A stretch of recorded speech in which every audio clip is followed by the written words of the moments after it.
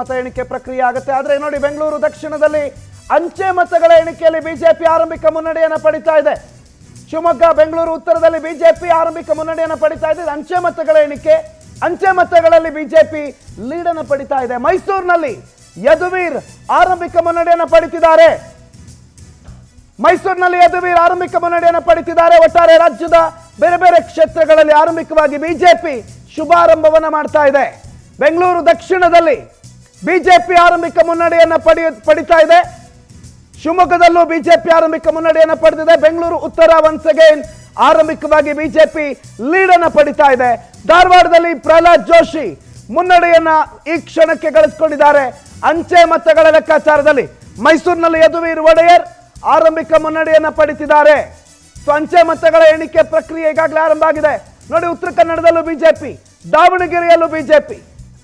ಅಂಚೆ ಮತಗಳು ನೋಡಿ ಡಿಸೈಡಿಂಗ್ ಅಂತಲ್ಲ, ಆದ್ರೆ ಬೀದರ್ನಲ್ಲಿ ಕಾಂಗ್ರೆಸ್ನ ಸಾಗರ್ ಖಂಡ್ರೆ ಆರಂಭಿಕ ಲೀಡ್ ಅನ್ನು ಪಡಿತಿದ್ದಾರೆ. ಇದೆಲ್ಲ ಡಿಸೈಡಿಂಗ್ ಅಲ್ಲ, ಬಟ್ ಓಪನಿಂಗ್ ಇಂಪ್ಯಾಕ್ಟ್. ಚಾಮರಾಜನಗರದಲ್ಲಿ ಸುನೀಲ್ ಬೋಸ್, ಎಚ್ ಸಿ ಮಾದೇವಪ್ಪನವರ ಪುತ್ರ ಮುನ್ನಡೆಯನ್ನು ಪಡಿತಿದ್ದಾರೆ. ಸೊ ಬೆಂಗಳೂರು ದಕ್ಷಿಣ, ಬೆಂಗಳೂರು ಉತ್ತರ, ಶಿವಮೊಗ್ಗ, ಮೈಸೂರು, ದಾವಣಗೆರೆ ಎಲ್ಲ ಕಡೆ ಬಿಜೆಪಿ ಆರಂಭಿಕವಾದಂಥ ಮುನ್ನಡೆಯನ್ನು ಪಡೆದುಕೊಳ್ತಾ ಇದೆ. ಈಗಾಗಲೇ ಬಿಜೆಪಿ ಒಂದು ಸ್ಥಾನವನ್ನ, ಸೂರತ್ನ ಸ್ಥಾನವನ್ನ ಗೆದ್ದುಕೊಂಡಿದೆ. ಧಾರವಾಡದಲ್ಲಿ ಪ್ರಹ್ಲಾದ್ ಜೋಶಿ ಕೂಡ ಮುನ್ನಡೆಯನ್ನು ಪಡಿಸಿದ್ದಾರೆ. ಸೊ ಆರಂಭಿಕವಾಗಿ ಬಿಜೆಪಿ ರಾಜ್ಯದ ಹಲವು ಕಡೆ ನಗುವಿನೊಂದಿಗೆ ಈ ಮತ ಎಣಿಕೆಯನ್ನ ಎದುರು ನೋಡಿದೆ. ಉತ್ತರ ಕನ್ನಡದಲ್ಲೂ ಕೂಡ ಅಂಜಲಿ ನಿಂಬಾಳ್ಕರ್ ಅವರ ವಿಚಾರದಲ್ಲಿ ಪ್ರಶ್ನೆ ಇತ್ತು. ಒಟ್ಟಾರೆಯಾಗಿ ಬಿಜೆಪಿ ಆರಂಭಿಕ ಮುನ್ನಡೆಯನ್ನು ಪಡಿತಾ ಇದೆ.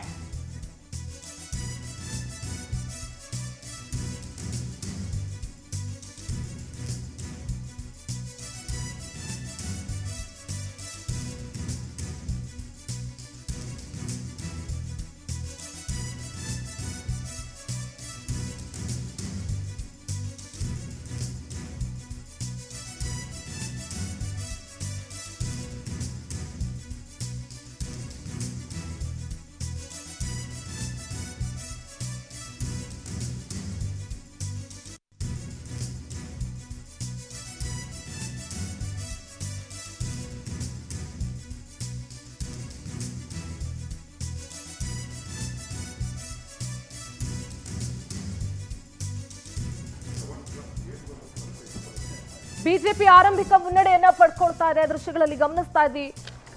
ಈಗ ಆಲ್ರೆಡಿ ಅಂಚೆ ಮತಗಳ ಎಣಿಕೆ ಶುರುವಾಗಿದೆ.